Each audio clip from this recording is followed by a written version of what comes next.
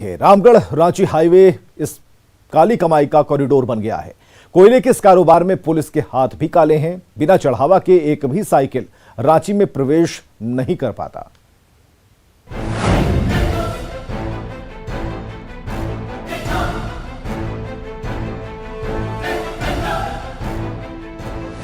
झारखंड में धड़ल्ले से कोयले का काला कारोबार।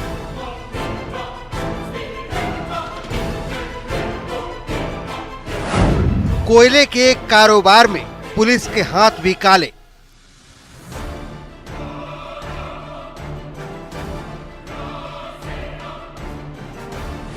न्यूज 18 के कैमरे में कैद वसूलीबाज पुलिस।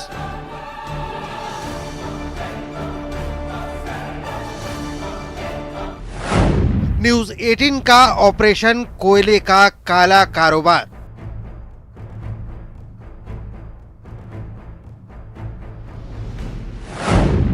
एक तरफ NH 33 पर सरपट भागती गाड़ियों का काफिला, दूसरी ओर धीमी गति से साइकिल के सहारे चलता कोयले का काला कारोबार। रांची पटना नेशनल हाईवे रामगढ़ में कोयले के काले कारोबार का कॉरिडोर बन चुका है। दिन भर में 500 से ज्यादा साइकिल और 200 के करीब बाइक पर यह कारोबार बदस्तूर जारी है। सबसे पहले साइकिल के सहारे कोयले के इस अवैध कारोबार को समझिए।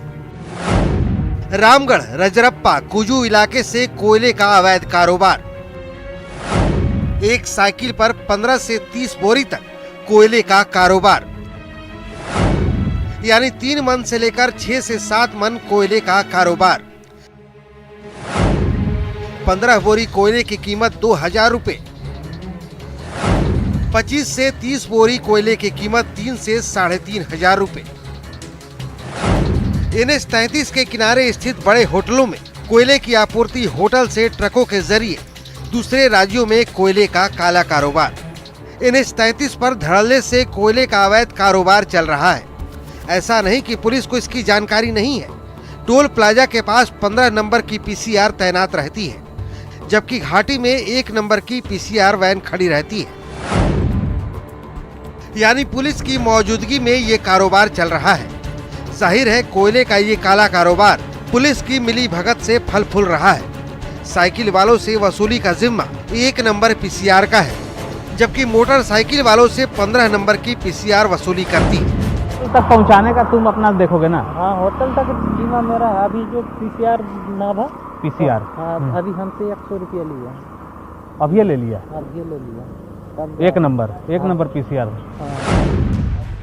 कोयले के कारोबार में लगे साइकिल वाले का खुलासा तो आपने सुन लिया। अब न्यूज 18 के कैमरे में कैद वसूलीबाज पुलिस को भी देखिए। टोल प्लाजा के पास रोजाना ऐसे ही 15 नंबर PCR की गाड़ी खड़ी रहती है, जिसके जिम्मे बाइक सवार कोयले की ढुलाई कर रहे लोगों से वसूली करना है। लेकिन अंदाज ऐसा कि कोई समझ ना सके। लेकिन न्यूज 18 के कैमरे में पुलिस की एक करतूत भी कैद हो गई। तस्वीरों में देखिए कैसे कोयला ले जाने वाला अपनी बाइक की रफ्तार को थोड़ी धीमी करता है और PCR के सामने 100 रुपए का नोट फेंक देता है, जिसके बाद पुलिस का जवान आगे बढ़कर वो नोट उठा लेता है। यानी कोयले ले जाने वाले को बाइक रोकने की जरूरत भी नहीं है। कोयले का ये अवैध कारोबार 4 भागों में बटा है। पहला, बंद खदान से कोयले का अवैध उत्खनन करता है। दूसरा, इस कच्चे कोयले को जलाकर पोड़ा बनाता है। तीसरा, इस तैयार कोयले को साइकिल और बाइक के सहारे बेचता है। और चौथा, कोयले के इस काले कारोबार में दलाली करता है। यानी खुद की हिस्सेदारी के साथ साथ पुलिस की हिस्सेदारी को तय करने वाला रामगढ़ रजरप्पा और कुजू के कोयला के बाजार में आसानी से मिल जाता है।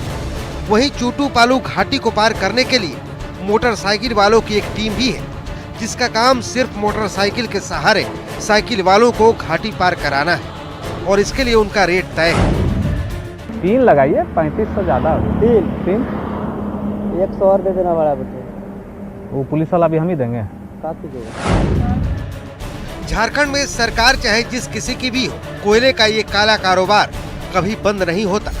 ये अलग बात है कि कारोबार का तरीका जरूर बदल जाता है। न्यूज 18 के लिए रांची से अविनाश कुमार की रिपोर्ट।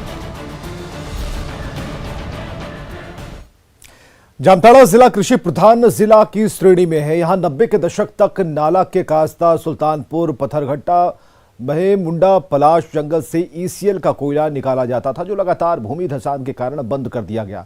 इसका नियंत्रण पश्चिम बंगाल के सकटोरिया से होता था। ईसीएल के बंद खदान में हमेशा अवैध खनन किसी न किसी रूप में होता रहा है। इन दिनों यहां संगठित रूप से अवैध खनन का काम चल रहा है, जिसकी जानकारी ग्राम पंचायत के मुखिया से लेकर प्रदेश के आला अधिकारी तक को है। एक तरफ राजस्व की कमी की परेशानी का सामना प्रदेश कर रहा है, दूसरी तरफ सरकार के खनिज संपदा को लूटने का काम जारी है। जिला के अंतर्गत नाला प्रखंड में अवैध तरीके से कोयला चल रहा है। हम आपका जिला प्रशासन को भी अवगत किया है, आपका झारखंड सरकार को भी ट्विटर के माध्यम से दिए हैं, लेकिन अभी तक कोई कार्रवाई नहीं हुआ है। कम से कम रात को 80 से ज़्यादा कोयला निकल रहा है। 80 गाड़ी